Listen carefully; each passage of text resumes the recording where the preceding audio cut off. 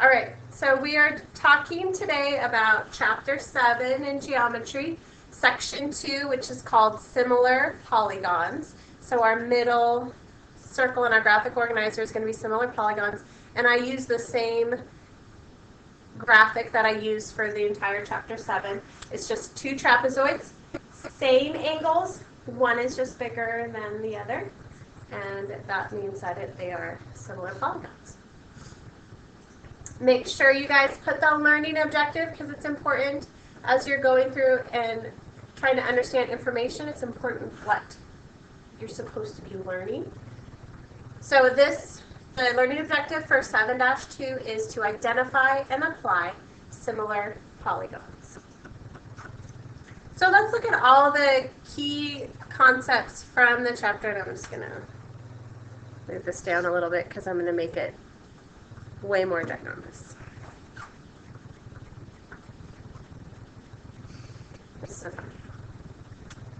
Okay, so similar polygons. So that's what we're going to title this, similar polygons, thankfully same title as our section.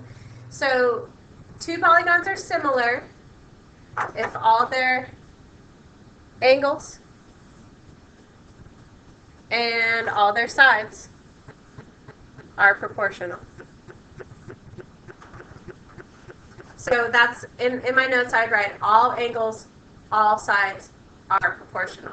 So what, and then I would put this, because you guys already have the picture, right? So then I would put angle A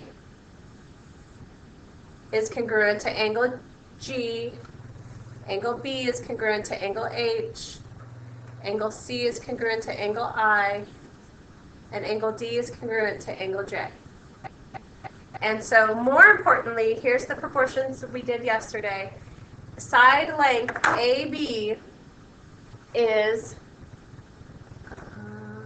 highlighter, side length AB over side length GH is proportional to BC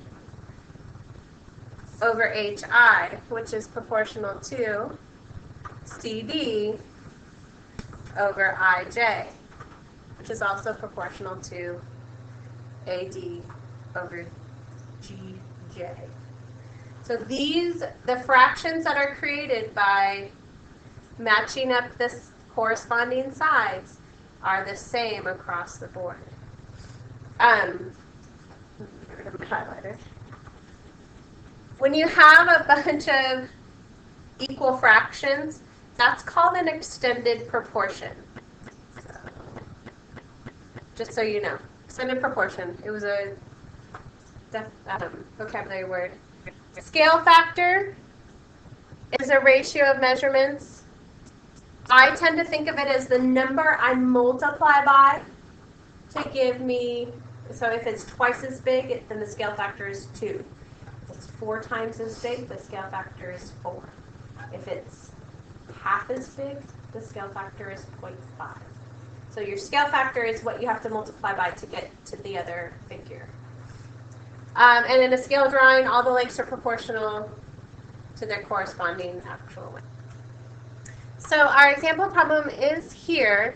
They tell us that A, B, C, D, do you see this little tilde sign right here? That means similar, a little bit different than congruent. Congruent has the equal sign underneath. So similar just means that they have all the same angles and their sides are proportional. So what is the value of x? So if you look here, it's a little like two figures inside a figure. When we did this with triangles, I made a concerted effort to draw the two figures without one inside the other. Just makes it a little bit easier. So this is D, A, B, and C. This is 5, okay, 7.5 and 9. And then we'll draw E, F, G, D.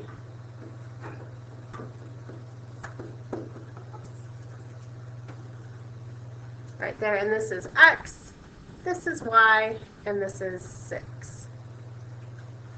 So we want to find the value of X. I know that side AD over side ED is going to be proportional to BC over FG.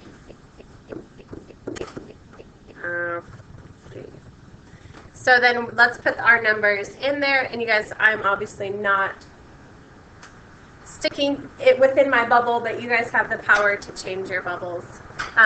So we're going to go, this is 9 over 6 is equal to 7.5 over x.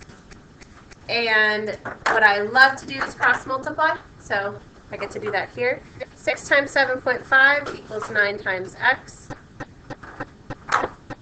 6 times 7 is 42. 6 times 0.5 is 3. 42 plus 3 is 45. I just mental math that.